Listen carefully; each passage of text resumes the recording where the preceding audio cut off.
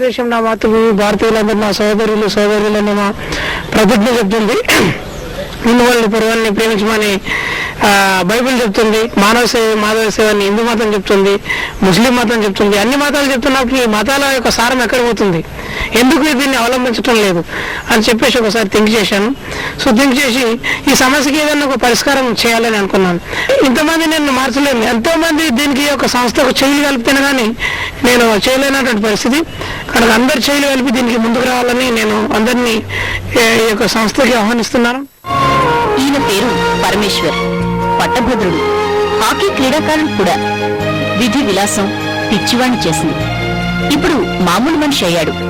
తోటి వారికి కరాటేలో శిక్షణనిస్తున్నాడు.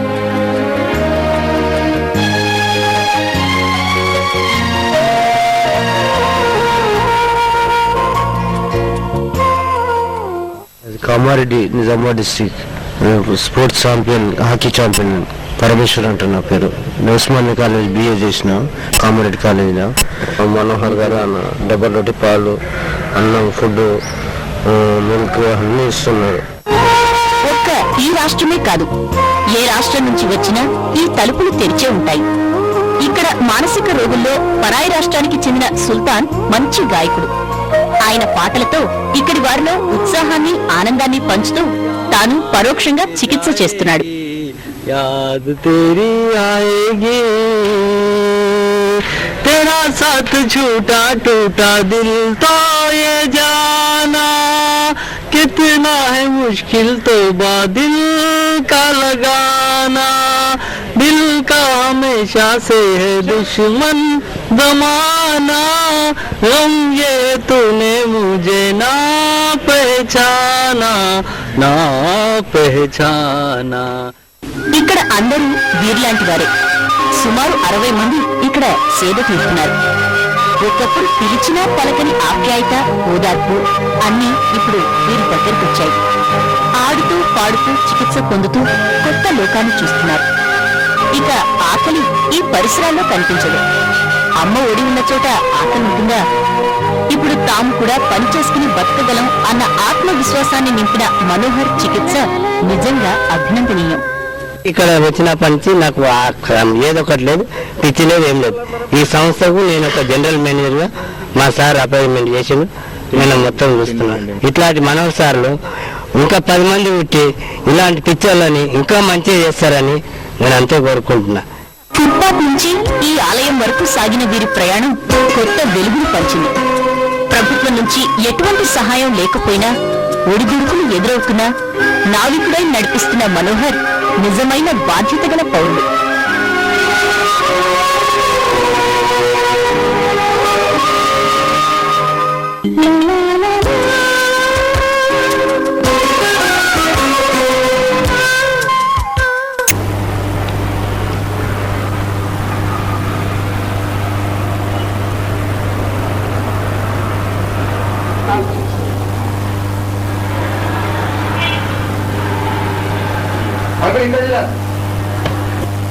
అప్పుడప్పుడు కలిస్తే ప్రశ్నలు అడుగుతుంటారు కదా, అడుగుతుంటే వాళ్ళకి 5 పైసలు 10 పైసలు వేసుకుంటాం.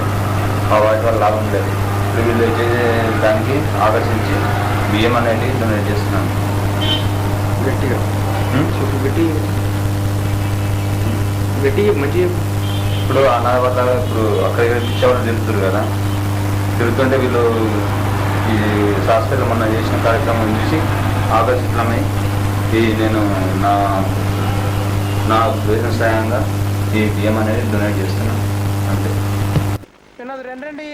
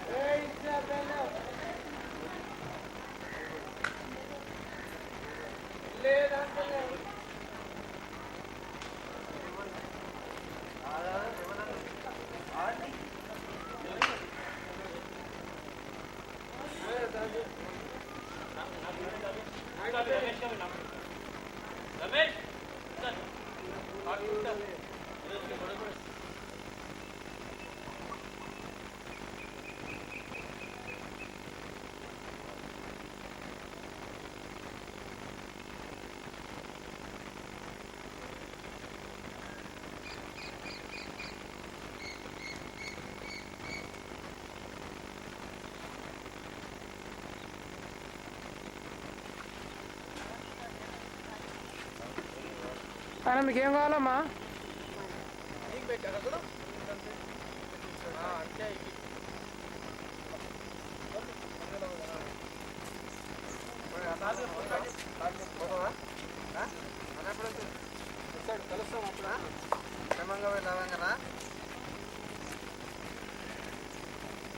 Thank you sir.